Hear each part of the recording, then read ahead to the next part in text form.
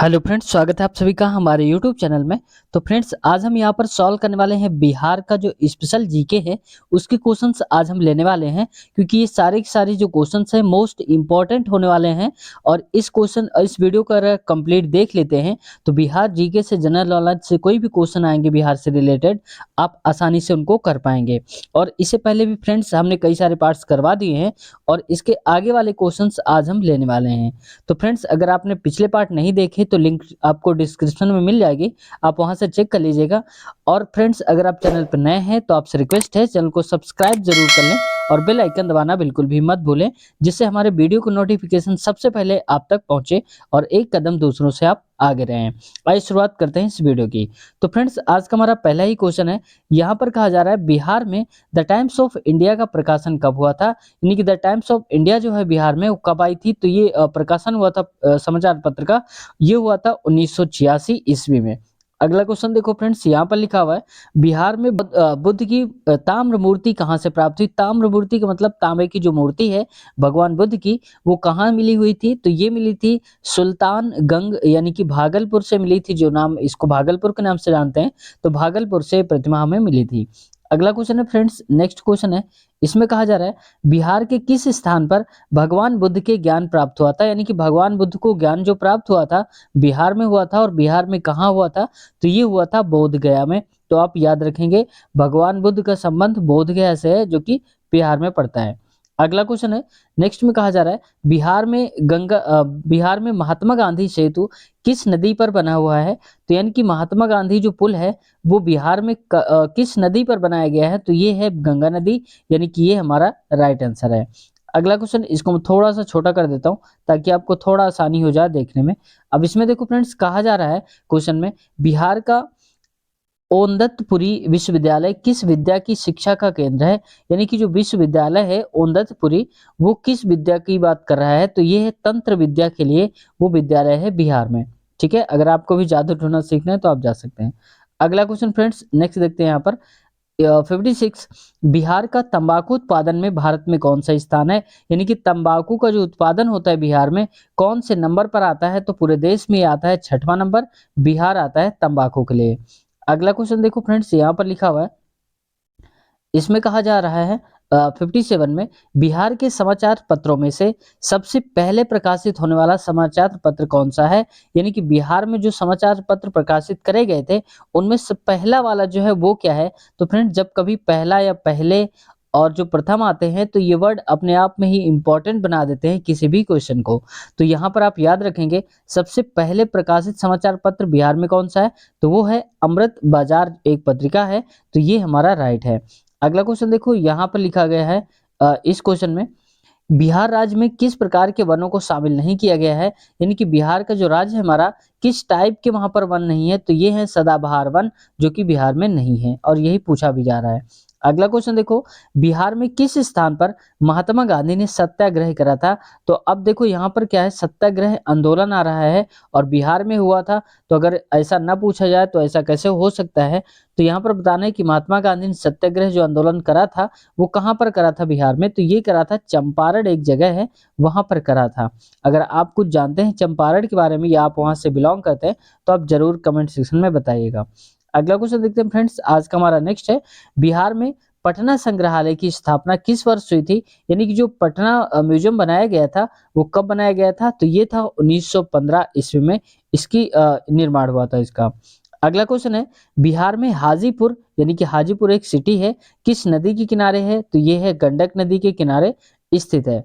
और जो पटना है फ्रेंड्स किस नदी के किनारे है, कमेंट सेक्शन में आपको जरूर बताना है कि पटना शहर किस नदी के किनारे स्थित है। अगला क्वेश्चन देखो, यहाँ पर कहा जा रहा है बिहार में गया नगर किस स्थान पर, यानी कि जो गया शहर है वो किस नदी के किनारे है। तो ये है फाल्गु नदी के किनारे गया शहर। अगला क्वेश्चन देखते हैं, नेक्स्ट हमारा कह रहा है कि बिहार की भाषाओं में कौन सी भाषा सबसे उन्नत व विकसित है। यानी कि सबसे ज्यादा जो विकसित भाषा है बिहार में वो कौन सी है। तो ये है यहाँ पर मैथिली, इसका राइट आंसर हो जाएगा। अगला क्वेश्चन देखते हैं, यहाँ पर लिखा हुआ है किसके शासनकाल में 483 ईस्वी पूर्व प्रथम बौद्ध संगीत का आयोजन हुआ था। तो प्रथम बौद्ध संगीति का जो आयोजन करा गया था ये था अजात शत्रु, यहाँ पर ये राइट आंसर हो जाएगा। अगला क्वेश्चन देखते हैं फ्रेंड्स, यहाँ पर कह रहा है बिहार निवासी बिस्मिल्लाह खान के बारे में सही कथन है। तो ये इसको मैं काट देता हूँ क्योंकि यहाँ पर ऑप्शन के हिसाब से बात नहीं हो रही है। अगला क्वेश्चन देखो, यहाँ पर कह रहा है बिहार में गया संग्रहालय की स्थापना कब हुई थी? तो गया संग्रहालय जो बनाया गया था, गया म्यूजियम, ये बनाया गया था 1970 ईस्वी में। अगला क्वेश्चन देखो, यहाँ पर कह रहा है 67 में। अब फ्रेंड देखो, जितने भी क्वेश्चन लिए हैं सारे के सारे इंपॉर्टेंट है, एग्जाम के हिसाब से ऐसे ही क्वेश्चन मैंने सिलेक्ट करे हैं आप सबके लिए। तो देखो यहाँ पर क्या कह रहा है कि बिहार में आर्द्र पतझड़ वनों में कौन सा वृक्ष सर्वाधिक उगते हैं, यानी कि जो साल का वृक्ष होता है, पतझड़ वनों में कौन से वृक्ष सबसे ज्यादा जो उगने वाले होते हैं पतझड़ वाले, वो साल के वृक्ष होते हैं। अगला क्वेश्चन देखो, कह रहा है यहाँ पर, कह रहा है कि विश्व का सबसे लंबा सड़क महात्मा गांधी सेतु। अब देखो क्वेश्चन को कैसे घुमा सकता है, ये कहेगा कि विश्व का सबसे लंबा सेतु कौन सा है, सेतु सड़क कौन सा है, तो ये आपको कहना है महात्मा गांधी। तो ऐसे भी कर सकता है। और बोला जा रहा है कहाँ पर है, तो ये है बिहार में। तो आप ऐसे समझ लेना। अगला क्वेश्चन देखो, कहा जा रहा है यहाँ पर, कह रहा है कि बिहार में शिव का प्रसिद्ध स्थान गुप्तेश्वर मंदिर है। अब देखो ऐसा भी हो सकता है, कह देगा गुप्तेश्वर मंदिर किस राज्य में है भारत के, तो आपको बताना है बिहार। अब कह रहा है कि बिहार का जो शिव मंदिर है, गुप्तेश्वर मंदिर, वो है कहाँ पर, तो ये है कैमूर की पहाड़ियों में। तो ये हमारा राइट आंसर है, कैमूर की पहाड़ियां। अगला क्वेश्चन है, इसमें कहा जा रहा है, अगला क्वेश्चन में कह रहा है कि बिहार में पटना संग्रहालय की स्थापना कब हुई? तो ये शायद क्वेश्चन रिपीट हो चुका है, आप बताना है। अगर हो चुका है तो आपको थंबनेल लगा थंब कर देना है, समझ जाऊंगा रिपीट हो चुका है। 1917 में, ठीक है, पटना संग्रहालय बना था 1917 में। अगला क्वेश्चन यहाँ पर कहा जा रहा है, नेक्स्ट क्वेश्चन में, बिहार में टिन यानी कि खनिज किस जिले से निकलता है, यानी कि टिन एक जो खनिज है वो किस जिले से निकलता है, तो ये निकलता है गया से। तो ये राइट आंसर हो जाएगा। ठीक है, आप ऐसे भी समझ लेना कि गया जो है, जो टिन धातु के लिए फेमस है, खनिज के लिए फेमस है। अगला क्वेश्चन नेक्स्ट में कहा जा रहा है, यहाँ पर कह रहा है कि बिहार का प्रथम खुला विश्वविद्यालय यानी कि ओपन यूनिवर्सिटी कौन सा है? तो खुला विश्वविद्यालय बिहार का प्रथम है। देखो प्रथम का मतलब ही होता है अपने आप में इंपॉर्टेंट। तो ये जो प्रथम है यहाँ पर बताना है। तो यहाँ पर देखो इसका राइट आंसर हो जाएगा नालंदा विश्वविद्यालय, बिहार शरीफ में स्थित है। तो ये हमारा क्या है, पहला ओपन यूनिवर्सिटी बनाया गया है। ठीक है, अगला क्वेश्चन देखो, जब कभी पहला या पहली बार आ जाता है, प्रथम आ जाता है, तो इंपॉर्टेंट ही हो जाता है। अगला देखो, बिहार का कौन सा प्रथम समाचार पत्र साप्ताहिक था, यानी कि समाचार पत्र ऐसा कौन सा जो सप्ताह में एक बार आता था, साप्ताहिक था। तो बिहार बंधु इसका राइट आंसर हो जाएगा। अगला क्वेश्चन है फ्रेंड्स, यहाँ पर कह रहा है कि बिहार के किस जिले में जायद की फसल नहीं बोई जाती है? तो जायद की फसल जो है वो नहीं बोई जाती है सिंह भूमि में, यानी कि ए राइट हो जाएगा। अगला क्वेश्चन कह रहा है कि बिहार की किस भाषा को भागलपुरी कहते हैं? तो भागलपुरी जो भाषा होती है वो अंगिका को कहते हैं। ये हमारा राइट आंसर है। अगला क्वेश्चन है, नेक्स्ट में कहा जा रहा है कि बिहार का विक्रमशिला गंगा डॉल्फिन अभ्यारण्य किस जिले में है? तो गंगा डॉल्फिन अभ्यारण्य जो है विक्रमशिला, वो है भागलपुर, एक जिला पड़ता है, वहीं पर स्थित है। अगला क्वेश्चन देखो, यहाँ पर नेक्स्ट में कह रहा है कि बिहार का विख्यात आर्यवर्त हिंदी दैनिक कहाँ से प्रकाशित होता था? यानी कि विख्यात जो है, फेमस है आर्यवर्त। तो ये मतलब समाचार पत्र है, तो कहाँ से प्रकाशित होता था? ये होता था दरभंगा से। तो ये राइट आंसर हो जाएगा। अगला क्वेश्चन कह रहा है यहाँ पर नेक्स्ट में 78, बिहार में पटना संग्रहालय की स्थापना कब हुई थी? तो पटना संग्रहालय की जो स्थापना है वो हुई थी 1917 ईस्वी में, इसकी स्थापना हुई थी। अगला क्वेश्चन देखो फ्रेंड्स, यहाँ पर कह रहा है कि बिहार में टिन खनिज किस जिले से निकलता है? तो टिन खनिज जो है वो निकलता है गया से। तो ये बता चुके हैं, राइट आंसर हो जाएगा। बिहार का पहला डॉल्फिन अभ्यारण्य, तो पहला का मतलब ही है कि अपने आप में मोस्ट इंपॉर्टेंट क्वेश्चन है। तो बिहार का पहला डॉल्फिन अभ्यारण्य कौन सा है? तो ये है विक्रमशिला गंगा डॉल्फिन अभ्यारण्य। मैं जल्दी जल्दी क्वेश्चन इसलिए करा रहा हूँ ताकि आपका कम समय में बहुत ज्यादा रिवीजन हो जाए और आपको ज्यादा परेशानी भी का सामना भी न करना पड़े और टाइम भी बच जाए। अब देखो कह रहा है कि बिहार का पहला हिंदी दैनिक कौन सा है? तो पहला हिंदी दैनिक है वो है सर्व हितैषी, यानी कि ये राइट आंसर है। अगला क्वेश्चन नेक्स्ट में कहा जा रहा है, भगवान महावीर का देहावसान बिहार में कहाँ हुआ था? यानी कि बिहार में जो भगवान महावीर है उनकी मृत्यु किस स्थान पर हुई थी? तो ये हुई थी पावापुरी में। ये याद रखना, मोस्ट इंपॉर्टेंट है। चाहे तो आप इसका स्क्रीनशॉट ले लो और इसका आंसर भी यहाँ पर लिख दिया है। ठीक है, अगला क्वेश्चन देखते हैं। नेक्स्ट क्वेश्चन कह रहा है कि बिहार में राष्ट्रीय राजमार्ग संख्या 2 यानी कि NH2 जो है, इसकी लंबाई कितनी है? तो ये सबसे छोटा है हमारे हिसाब से। तो ये है 352 किलोमीटर। और इससे भी छोटा है एक राजमार्ग, उसको आपको कमेंट सेक्शन बताना है कि कौन सा एनएच जो है वो सबसे छोटा है। अगला क्वेश्चन नेक्स्ट में कह रहा है कि चीनी यात्री एत्सिंग ने बिहार यात्रा किस शताब्दी में की थी? तो ये 7वीं शताब्दी में इन्होंने यात्रा करी थी। अगला क्वेश्चन है कह रहे हैं कि बिहार में प्रथम रेल कब शुरू हुई थी? तो ये शुरू हुई थी 1960 से 62 के आसपास। बिहार में कितनी चीनी मिली हैं? तो ये हैं 28 चीनी जो मिले हैं शुगर मिल्स जो हैं वो इतनी हैं। अगला कह रहा है मुजफ्फरपुर किस नदी के किनारे है? तो ये है गंडक नदी के किनारे। तो मुजफ्फरपुर का संबंध है गंडक नदी से।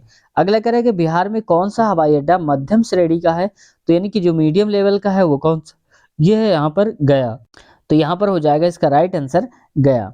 अगला क्वेश्चन देखते हैं फ्रेंड्स। नेक्स्ट हमारा आज का क्वेश्चन जो है इसमें कहा जा रहा है इस क्वेश्चन में कि इसको मैं छोड़ देता हूं क्योंकि इसमें उपर्युक्त सभी है और यहाँ पर आंसर एग्जैक्ट नहीं मिल पाया है। अगला क्वेश्चन फ्रेंड्स कह रहा है बिहार के किस शहर में ग्लाइडिंग ग्लाइडिंग क्लब है? यानी कि कहीं पर ग्लाइडिंग क्लब है बिहार में ही, तो कहाँ पर है? तो ये है पटना ही शहर की बात हो रही है। तो बिहार की राजधानी क्या है? पटना। बिहार में कहाँ पर एक मात्र तेल शोधक कारखाना है? यानी कि पूरे बिहार में सिर्फ एक ही जगह तेल शोधक कारखाना है। तो वो कौन सा है? वो है बरौनी, जो कि बहुत फेमस है और बहुत पहले से आपने नाम इसका सुन रखा होगा। अगला क्वेश्चन देखो, कह रहा है कि बिहार की सबसे महत्वपूर्ण नदी कौन सी है? सबसे इंपॉर्टेंट नदी है यहाँ पर गंगा, क्योंकि यहाँ पर सर्वाधिक पानी का सिंचाव यहीं से होता है, गंगा से होता है। बहुत सारे लोगों को यहाँ पर रोजगार भी मिलता है। अगला क्वेश्चन देखो, नेक्स्ट कह रहा है यहाँ पर कि बिहार की सरयू नदी किस नदी में मिलती है? तो सरयू नदी जो है बिहार की वो मिलती है गंगा नदी में। तो ये राइट हो जाएगा। बिहार की सीमा किस देश की सीमा को स्पर्श करती है? तो ये नेपाल की करती है। तो बिहार की एक ही जगह से बाउंड्री लगती है इंटरनेशनल, वो है नेपाल। राइट आंसर हो जाएगा। अगला देखो फ्रेंड्स, यहाँ पर कह रहा है कि दिल्ली की राजगद्दी पर बैठने वाला पहला बिहारी कौन था? तो सबसे पहले राजगद्दी पर कौन बैठा था? वो बैठा था शेर शाह सूरी। तो ये राइट आंसर हो जाएगा।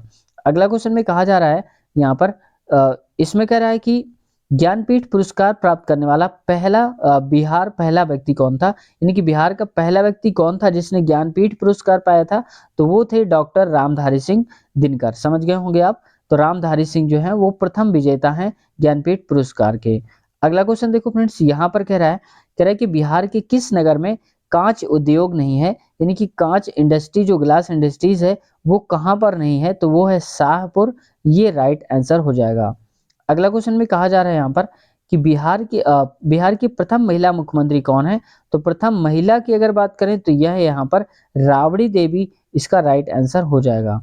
अगला क्वेश्चन, तो फ्रेंड्स देखो यहाँ पर मैं फटाफट करा रहा हूँ ताकि आपका टाइम भी बच जाए और कम समय में आप बहुत सारी चीज़ों को सीख पाएं, आपका टाइम लॉस भी ना हो। तो फ्रेंड्स इस मेहनत के लिए कम से कम एक लाइक तो कर ही सकते हैं। सिर्फ आपको लाइक करना है, एक बार टच कर देना है, लाइक हो जाएगा, आपको कुछ नहीं करना है।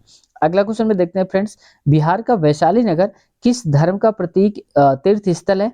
तो ये कौन से धर्म की बात कर रहा है? तो ये है बौद्ध व जैन धर्म की बात हो रही है। ठीक है, तो वैशाली नगर ही नाम है उसका। तो यहाँ पर इस हिसाब से समझ सकते हैं।